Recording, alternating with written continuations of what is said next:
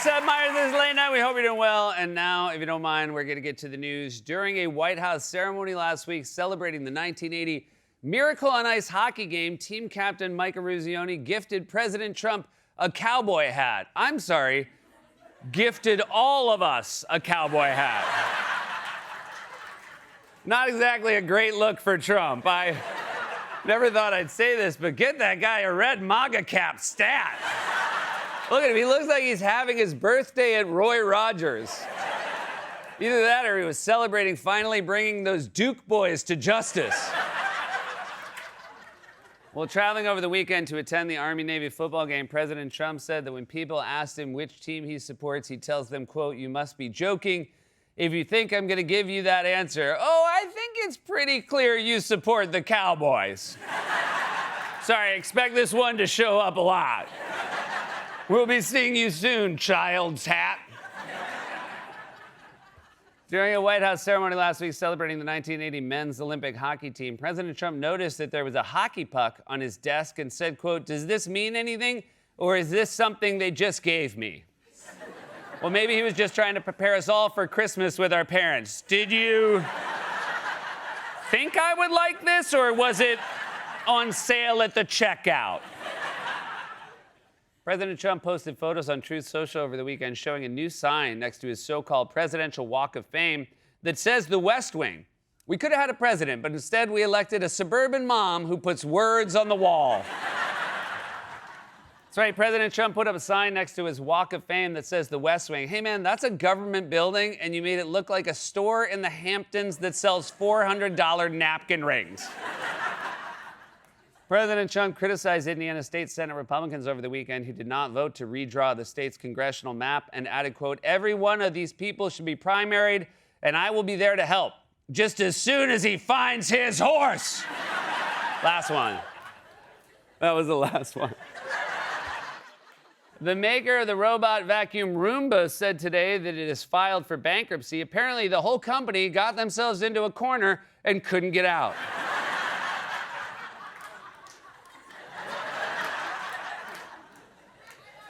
You know, every now the news is pretty bad, and then every now and then, so there's some breaking story out of the Roomba company. And finally, Bath and Body Works has begun offering pizza and ranch-scented candles, but if that sounds good to you, your house probably already smells like pizza and ranch. That was a monologue, everybody. We're off and running, and we got a very special show for you tonight. She is an Emmy. She is an Academy Award-winning actress and so much more. She stars in Marty Supreme, which is fantastic. It's in theaters on Christmas Day. Gwyneth Paltrow is here, everybody. Very excited to have her back.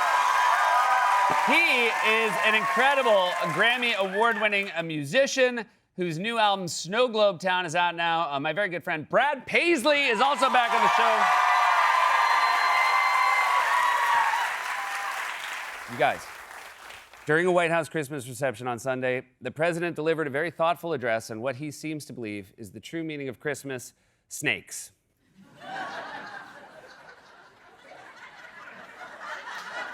For more on this, it's time for a closer look. As you may know, Donald Trump and the right-wing media spent years claiming there was a war on Christmas and that when Trump won, he was bringing Christmas back. The war on Christmas is back. Remember? 8 years ago, I said there's a war on Christmas. They were afraid to say Merry Christmas, and we had it won, but now how much can it take? But we will stop that very quickly. They don't want to say Merry Christmas, but now they say it. Remember in 2016, that was a whole big part of my campaign. In 2015, I made my first speech, and I said, we're going to bring back Christmas. Remember, the radical left wanted to get rid of the word Christmas. I said, I don't think that's going to work out. And we did it, and now everybody's saying Merry Christmas again. Oh, I see. So everyone stopped saying Merry Christmas, then you won, and they started again, but then the war on Christmas came back, and they stopped saying Merry Christmas. So here's what happened. I think you're just getting confused by the calendar. You see, Christmas happens once a year, and then it's over, and then it doesn't come back for another 12 months. So people say Merry Christmas around Christmas time, then they stop saying it, and then about a year later, they start saying it again. Sorry, okay, so a year is roughly the amount of time it takes for the Earth to go around the sun. Sorry. The sun is that big, shiny, yellow thing in the sky. You remember, it's the thing you stared at and apparently burned the part of your brain responsible for understanding how the passage of time works. All right, anyway. Christmas never went anywhere. In fact, as far as I can tell, it's spreading. Christmas used to be 12 days. There was a whole song about it. You get some turtle doves, some swans a swimming, then some lords a leaping would show up, start jumping around, knocking over, and you'd be like, how many more days are left after this? Now, stores start playing Christmas music immediately after Halloween. People, for real, put Santa hats on their skeletons, which is a problem if you don't want to explain to your kids, no, Santa didn't die. The point is, Trump wouldn't stop bitching and moaning about people not saying Merry Christmas. So yesterday, he had the chance to rectify that situation and bring the Merry Christmas message back at the White House Christmas reception. The clip we're about to play is entirely real. Again, this is the President of the United States, who has complained that we stop saying Merry Christmas, speaking at his Christmas party. We have a doctor in the White House named Dr. James Jones. Can I tell the story? He was the White House doctor during the Obama administration. Dr. James went on a trip to Peru with the two Obama girls. They wanted to go hiking in Peru. And it's known for being a rather rough place in terms of physical creatures crawling around. 28,000 people die a year from a snake bite, a certain snake. It's a viper, right? It's said to be the most poisonous snake in the world. And the guide said, oh, don't worry, we never see that snake. It's over-exaggerated, even though 28,000 people a year die. That's not over-exaggerated. And if you get hit, it's automatic death. Final day, final 2 hours, he gets hit by a viper, right? This is a terrible Christmas story, but it's a hell of a story because I'll tell you what happened. I'd argue it's not a Christmas story at all. Unless the first thing that happened after he got bit was get visited by 3 ghosts. That's a snake story. And snakes aren't Christmas. That's a hill I'll die on. Snakes aren't Christmas. There's a reason why when people list their favorite Christmas movies, nobody says Anaconda. No one wants to hear about a poisonous snake that causes automatic death on Christmas. You're supposed to be the president, not the weird uncle who collects exotic reptiles. Like, hey, kid, after we open presents, come out to my car. I got a Komodo dragon in my trunk. My present to you, you get to pet it. Just FYI, if it bites you, you die right away. Don't worry, I got him locked in a cage and oh, quick, spread out. His name Ricky. He's wearing a Santa hat. Ricky! Ricky! Merry Christmas, Ricky! You could say that again.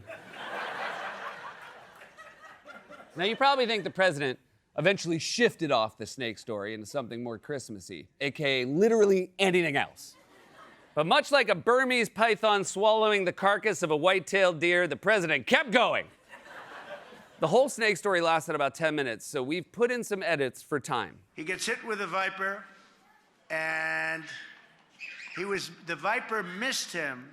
It hit his jacket, a very thick jacket, and spread all of the venom all over the place. It went all over. The viper hit him a second time, and this time it got him on the arm. They read him the last rites. He was gone on 3 different occasions. They thought he was dead. The black mamba, the brown mamba, and the viper from Peru. You do not want to play games, okay? They thought he was dead 3 times, 3 different times. Would anybody like to go to Peru and walk around the forest? Leave the sharks alone. Don't touch the sharks. They're wonderful. I love the sharks, right? This vicious snake, and it is vicious. Teeth are like this. Those fangs. These are not fangs you want, sucking on your arm. Did you lose anything from the brain? The power is incredible of animals. And I'm going to just leave by saying have a great Christmas. I'm sorry, but I don't think I will have a great Christmas. Because now the next time I walk into someone's house for a Christmas party and I see some green tinsel wrapped around the banister, I'm gonna go ape with a golf club screaming, watch out, it's a viper! Also, is this sign language for fangs?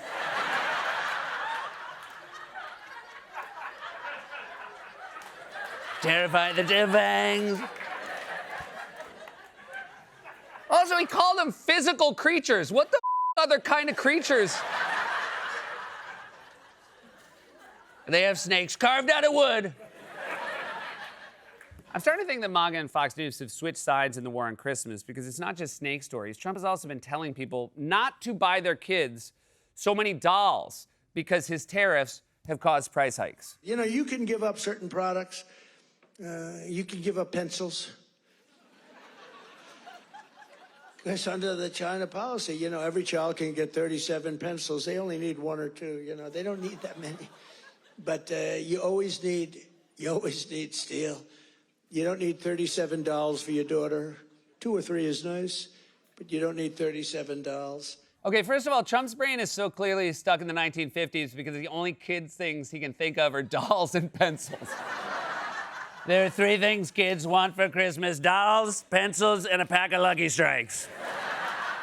I mean, looking back, I guess we should all just be happy that didn't end up in a snake story. You just say to your kids, you say, good news, you still get 2 dolls. Bad news, you also get 2 snakes. One stocking has the doll, the other one has the snake, and you don't know which is which until you reach in, and then you either say, hooray, a new Barbie, or you say, Mom and Dad, I think this is goodbye. And Trump isn't the only one telling you to cut back on gifts. Fox News also has some advice for Christmas shopping. Just stop buying gifts for adults altogether. Adults don't need gifts, okay? Focus on the people in your life who are age 3 to 18. Grandma doesn't need slippers. If they don't live by you, don't get them a gift. Now's not the time to spend and break the bank sending packages across the country, Dana. Focus on the people in your life, ages 3 to 18.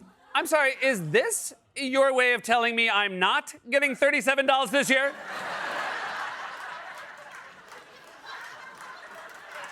I wish someone had told me that before I built their tiny beds. You guys have spent years whining about the radical left's war on Christmas, and now you're telling people not to buy slippers for grandma? Also, you're Fox News. The only people watching the show is grandma. Sitting there in her chair with her cold-ass feet, thinking, nah.